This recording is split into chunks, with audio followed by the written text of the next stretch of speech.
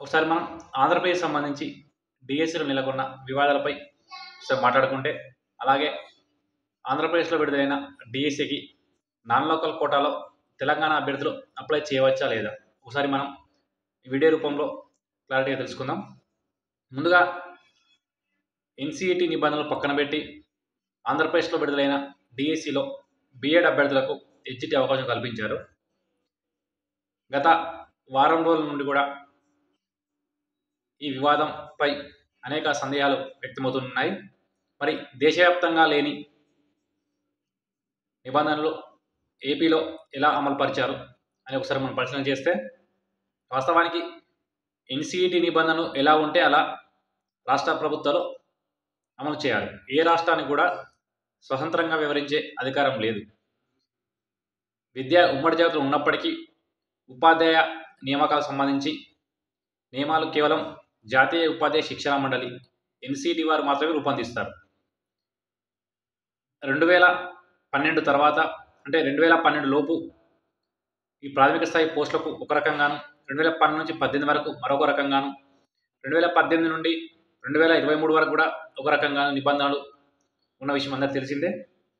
విద్యా చట్టం అమలు తర్వాత సుప్రీంకోర్టు తీర్పు నేపథ్యంలో 2012 నుంచి 18 వరకు ప్రాథమిక స్థాయి పోస్టులకు కేవలం డిఎడ్ వారే ఉండడం,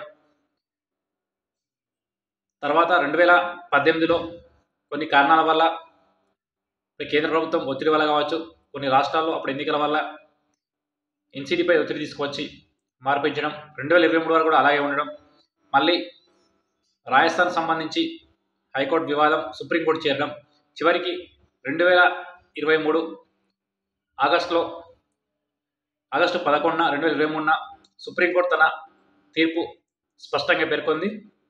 ప్రాథమిక స్థాయి పోస్టులకు కేవలం డిఎడ్ వారే అర్హులని రాజస్థాన్ ఇచ్చిన హైకోర్టు తీర్పును సమర్థిస్తూ సుప్రీంకోర్టు చాలా సుదీర్ఘంగా తన వాదనలు స్పష్టం చేసింది, తన జడ్జిమెంట్ స్పష్టం చేసింది. ప్రాథమిక స్థాయి పోస్టులకు కేవలం డిఎడ్ వారే అర్హులని, బిఎడ్ వారే అర్హులు కాదని తీర్పులో స్పష్టంగా పేర్కొన్నారు. ఆ తీర్పు ప్రకారమే అప్పటికే కేంద్ర ప్రభుత్వం ఆధీనంలో ఆర్మీ స్కూల్లో కావచ్చు, కేంద్రీయ విద్యాలయాల్లో అప్పటికే పరీక్షలు పూర్తయిన రిజల్ట్ పెండింగ్లో ఉన్న సుప్రీంకోర్టు తీర్పు నేపథ్యంలో సుప్రీంకోర్టు తీర్పు ఇచ్చిన తర్వాత అప్పటికే ప్రాథమిక స్థాయి పోస్టులకు అంటే సెంట్రల్లో పిఆర్టీ అంటారు, రాష్ట్ర స్థాయిలో ఎగ్జిటి పోస్టులు, ఈ ప్రైమరీ టీచర్ పోస్టులు సంబంధించి కేంద్రీయ విద్యాలయాల్లో కావచ్చు, ఆర్మీ స్కూల్లో కావచ్చు, సుప్రీంకోర్టు తీర్పు వచ్చిన తర్వాత కూడా సెలక్షన్ లిస్ట్ మార్చి కేవలం డిఎడ్ వారిని తీసుకోవడం జరిగింది. ఇటీవల విడుదలైన తెలంగాణ రాష్ట్రంలో గత ప్రభుత్వం హయాంలో 2023 సెప్టెంబర్ 5న జారీ అయిన నోటిఫికేషన్లో కూడా ఎగ్జిట్ పోస్టులో కేవలం డిఎడ్ వారిని అనుమతించారు. టెట్ నోటిఫికేషన్లో పేపర్ 1 బిఎడ్ వరకు అవకాశం ఇచ్చినప్పటికీ అప్పటికి సుప్రీంకోర్టు తీర్పు రాలేదు కాబట్టి సుప్రీంకోర్టు తీర్పు వచ్చిన తర్వాత కేవలం డిఎడ్ వారికి ఎగ్జిట్ పోస్టులో అవకాశం కల్పించారు. అప్లికేషన్ కూడా మోసిన విషయం తెలిసిందే. ఎన్నికల వల్ల తెలంగాణ డిఎస్ సంబంధించి పరీక్షలు వాయిదా పడ్డ విషయం తెలిసిందే.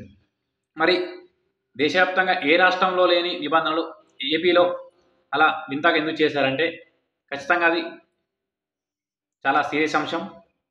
అక్కడ ప్రభుత్వ పెద్దలకు తెలిసి కూడా మరి ఈ నిబంధనలు పొందుపరిచారు. అక్కడ విద్యాశాఖ అధికారులు అసలు మరి ఆ నిబంధనలు ఎందుకు పొందుపరిచారంటే అంత తెలియని విషయమే. రాబోయే 2-3 నెలల్లో ఏపీలో అసెంబ్లీ ఎన్నికలు ఉండడం, అక్కడ కొందరు అధికారులు మరి ఎవరి ఒత్తిడి తలగారో తెలియదు కానీ వాళ్ళు చాలా తప్పుడు ఉత్తర్వులు ఇవ్వడం చాలా వివాదం నెలకొంది. ఎన్సిఈటి ఖచ్చితంగా ప్రాథమిక స్థాయి పోస్టులకు బీఎడ్ వారి అర్హులు అంటే ఇచ్చినా ఎవరికి అభ్యంతరం ఉండదు. ఎందుకంటే ఎన్సిఈటి ఫైనల్, ఏ రాష్ట్ర ప్రభుత్వానికి కానీ ఏ వ్యక్తికి కానీ సొంత అభిప్రాయం వ్యక్తం చేయడానికి వీల్లేదు. మరి అక్కడ వాళ్ళకు ఇప్పుడు బీఎడ్ అభ్యర్థులకు మీరు ఇచ్చి ఖచ్చితంగా నియామకాలు మేము పారదర్శకంగా పూర్తి చేస్తాం, ఎలాంటి న్యాయం లేకుండా మేము చూసుకుంటామనే హామీ ఇస్తారా అంటే అది ఇవ్వరు. ఇక్కడ అభ్యర్థులే ఖచ్చితంగా మోసపోతారు. మరి అభ్యర్థులకు అవకాశం ఇచ్చినప్పుడు ఎలాంటి న్యాయ విధానాన్ని మేము ఎదుర్కొంటాం, ఖచ్చితంగా కేంద్ర ప్రభుత్వం కానీ ఎన్సిఈటితో మేము అప్రూవల్ తీసుకుంటామని హామీ ఇచ్చారంటే అది లేదు. అక్కడ చాలా స్పష్టంగా మరి అక్కడ ఏపీలో ఉన్న అధికారులు కావచ్చు, విద్యావేత్తలు కావచ్చు, ఎందుకు కూడా ప్రశ్నిస్తలేరంటే అది తెలిసిన విషయమే. ఎవరి వ్యాపారాల కోసం వాళ్ళు చూసుకుంటున్నారు. ఖచ్చితంగా ఈ ప్రభుత్వానికి, అక్కడ ఉన్న ప్రభుత్వానికి మరి వాళ్ళు ఎన్నికల కోసం మాత్రమే, అంటే అక్కడ ఓట్లు ఉన్నాయి కాబట్టి, ఇప్పుడు ఎలక్షన్లు ఉన్నాయి కాబట్టి ఓట్ల కోసం మాత్రమే అది చేశారంటే ఖచ్చితంగా రాబోయే రోజుల్లో, అంటే ఒకవేళ మళ్ళీ సరే ఏ ప్రభుత్వం ఏర్పడ్డా రాజకీయాలు మనం పక్కన పెడితే ఖచ్చితంగా ప్రభుత్వానికి న్యాయ వివాదం పెద్ద ఎత్తున ఎదురు దెబ్బతిలే అవకాశం ఖచ్చితంగా ఉంటుంది. అక్కడ బీఎడ్ వారికి అవకాశం ఇవ్వడానికి మెయిన్ కారణం మాత్రం ఎవరు చాలా స్పష్టంగా చెప్పలేకపోతున్నారు. మనం ఖచ్చితంగా గమనిస్తే చాలా స్పష్టంగా ఒక అంశం పేర్కొనవచ్చు. చంద్రబాబు నాయుడు హయాంలో 5 సంవత్సరాల్లో 2014 నుంచి 19 వరకు 2 సార్లు డిఎస్సి నోటిఫికేషన్ వేయడం జరిగింది. 2014లో కేవలం ప్రాథమిక స్థాయి పోస్టులకు అప్పుడు డిఎడ్ వారికి అవకాశం ఇచ్చారు. ఎందుకంటే అప్పుడు ఆ నిబంధనలు సుప్రీంకోర్టు తీర్పు లేనప్పటికప్పుడు ఎన్సీఈటీ నిబంధనలు కేవలం డిఎడ్ వరకే ఉన్నాయి. కాబట్టి మొదటి నోటిఫికేషన్ ప్రాథమిక స్థాయి పోస్టు డిఎడ్ వరకే ఇచ్చారు. 2018లో అప్పుడు ఎన్నికల ముందు అదే సమయంలో ఎన్సీఈటీ గెజిట్ మార్చడం, ఆ గెజిట్ ప్రకారం మళ్ళీ చంద్రబాబు నాయుడు గవర్నమెంట్లో రెండో డిఎస్సిలో బీఎడ్ వరకు అవకాశం కల్పించారు. టెట్కమ్ టీఆర్టీ కండక్ట్ చేశారు. సో ఇప్పుడు ఇచ్చిన ఈ జగన్మోహన్ రెడ్డి గారి ప్రభుత్వంలో ఎవరన్నా ఆ గవర్నమెంట్లో జీవోదిస్తారు కానీ పాత గవర్నమెంట్ 2018 నిబంధనలకు పొందుపరుస్తామన్నప్పుడే ఆ నోటిఫికేషన్ ఖచ్చితంగా చెల్లదని అర్థమవుతుంది. ఎందుకంటే వాళ్ళు అక్కడ ఏం చేశారంటే ఒక లాజిక్గా ఎన్సీఈటీ నిబంధనలు పేర్కొనకుండా ఎన్సీఈటీ నిబంధనల ప్రకారం 2018లో నోటిఫికేషన్ ఇచ్చిన ఏపీ ప్రభుత్వం గైడ్లైన్స్ అక్కడ పొందుపరిచి బీఎడ్ వారు 6 నెలల బ్రిడ్జ్ కోర్స్ తర్వాత జాబ్ వచ్చిన తర్వాత 2 సంవత్సరాల కాలంలో 6 నెలల బ్రిడ్జ్ కోర్స్ చేస్తే సరిపోతుందని చెప్పారు. అది ఎప్పుడు నిబంధనలు 2018. ఆ నోటిఫికేషన్లు ఉన్నాయి, మొన్నటి వరకు ఉన్నాయి 2023 వరకు. ఆ నిబంధనలు చెల్లవని మన సుప్రీంకోర్టు తీర్పు ఇచ్చింది. ఆ సుప్రీంకోర్టు తీర్పు ప్రకారం ఇది రాష్ట్ర ప్రభుత్వాలు కావచ్చు, మన తెలంగాణలో కావచ్చు, ప్రభుత్వాలు నిర్ణయం తీసుకొని సుప్రీంకోర్టు అమలు పరచాల్సిందే.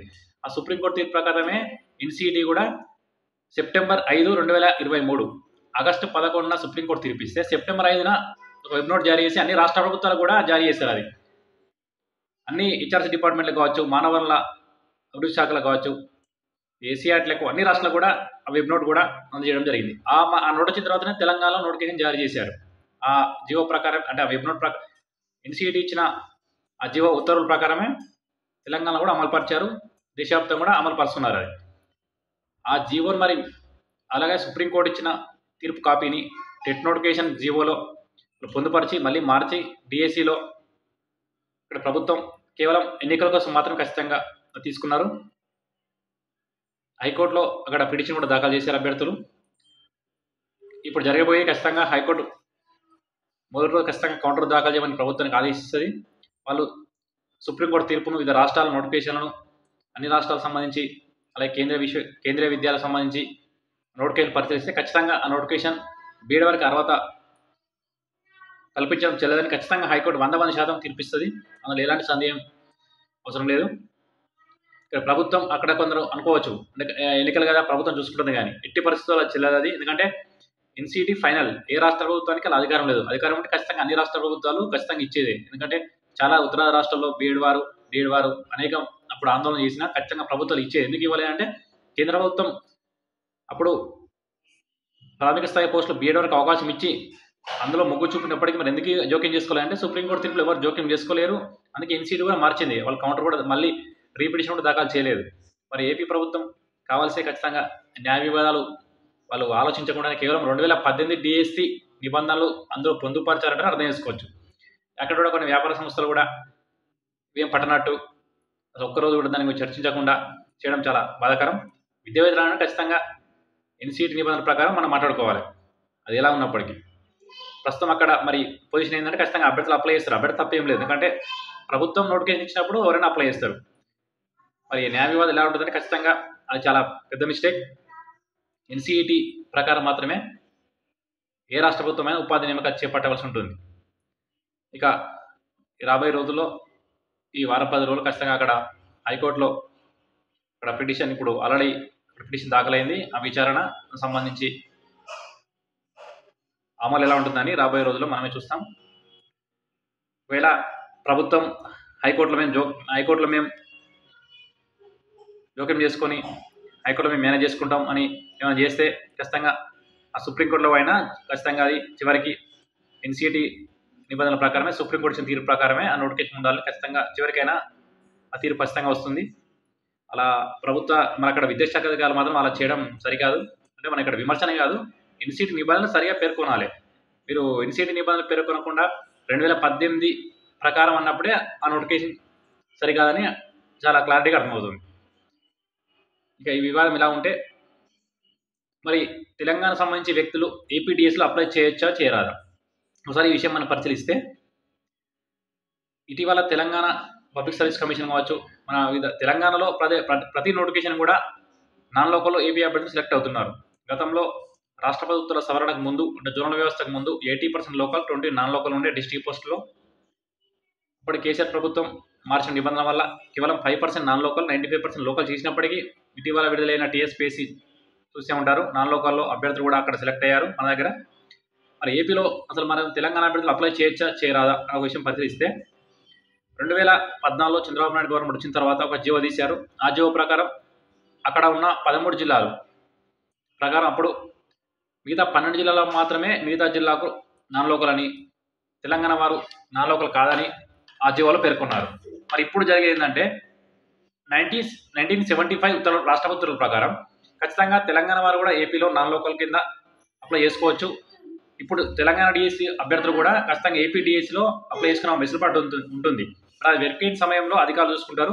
అభ్యర్థులు మాత్రం లీగల్గా అప్లై చేసుకునే వెసులుబాటు ఉంటుంది. సో ఎవరైనా అప్లై చేసుకునే వారు ఖచ్చితంగా ఒక జిల్లాలో మాత్రం నాన్ లోకల్లో పోటీ పడే అవకాశం 1975 ఉత్తర్వుల ప్రకారం మాత్రం అప్లై చేసుకునే అవకాశం ఉంటుంది. కానీ చాలామంది అభ్యర్థులు స్టేట్ ర్యాంక్ వస్తేనే సాధ్యమవుతుంది.